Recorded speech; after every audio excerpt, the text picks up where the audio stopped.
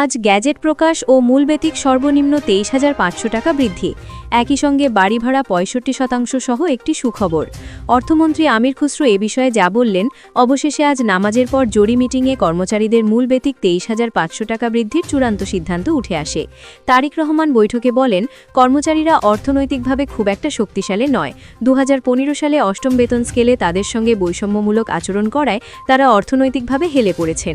তাই এখন যদি মূলবেতিক সর্বনিম্ন অন্তর্বর্তীকালীন সরকারের সিদ্ধান্ত মোতাবেক ২০,০০০ টাকা নির্ধারণ করা হয়, তাহলে খুব একটা উপকৃত হবে না। বিশেষ করে ৭০ থেকে ২০তম গ্রেডের কর্মচারীদের অর্থনৈতিকভাবে দুর্বল অবস্থান থেকে যাবে।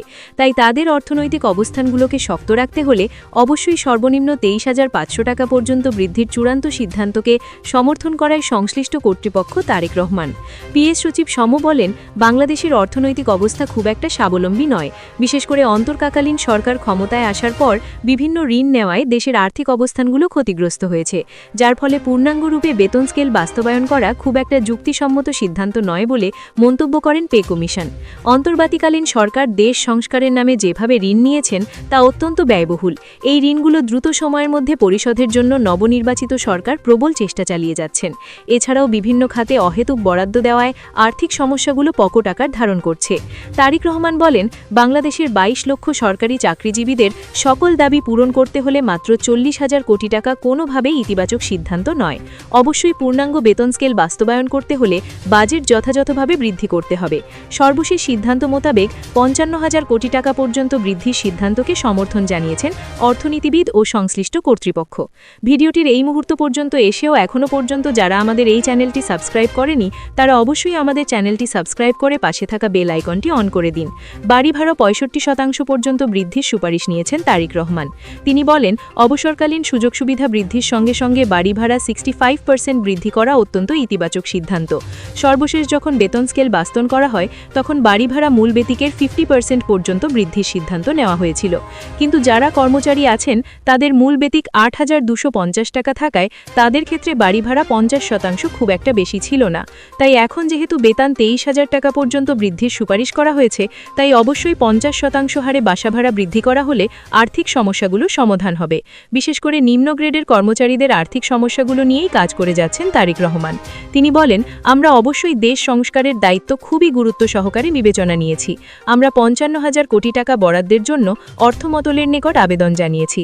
তাই অর্থমন্ত্রী আমির খসরু শেষ পর্যন্ত ৫৫,০০০ কোটি টাকা বাজেট বরাদ্দের লক্ষ্যে কাজ শুরু করেছেন। এছাড়াও গ্যাজেট আজ রাত ১২ ঘটিকার মধ্যে প্রকাশের চূড়ান্ত সিদ্ধান্ত আসে।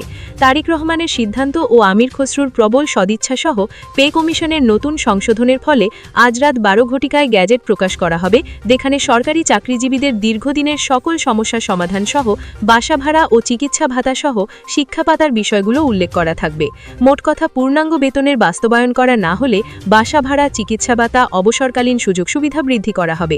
ভিডিওটির এই মুহূর্ত পর্যন্ত এসেও এখনও পর্যন্ত যারা আমাদের এই চ্যানেলটি সাবস্ক্রাইব করেনি, তারা অবশ্যই আমাদের চ্যানেলটি সাবস্ক্রাইব করে পাশে থাকা বেল আইকনটি অন করে দিন। ইতিমধ্যে অর্থমন্ত্রী আমির খসরু একটি সুখবর জানিয়েছেন।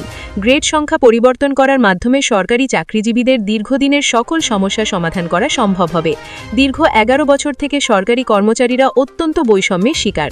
তাই এখন যদি তাদের বৈষম্য নিরসন করা না হয়, তাহলে পরবর্তীতে আগামী ৫ বছর কর্মচারীরা অত্যন্ত বৈষম্যমূলক জীবনযাপন করবেন। তাই মূল বেতিক সর্বনিম্ন ২৩,০০০ টাকা ও বিভিন্ন সুযোগ সুবিধা কার্যকরের সুপারিশ করা হয়। একই সঙ্গে যারা উচ্চ গ্রেডের কর্মচারী আছেন তাদের জন্য ১,৪০,০০০ টাকার নির্ধারণের ঘোষণা করা হয়েছে।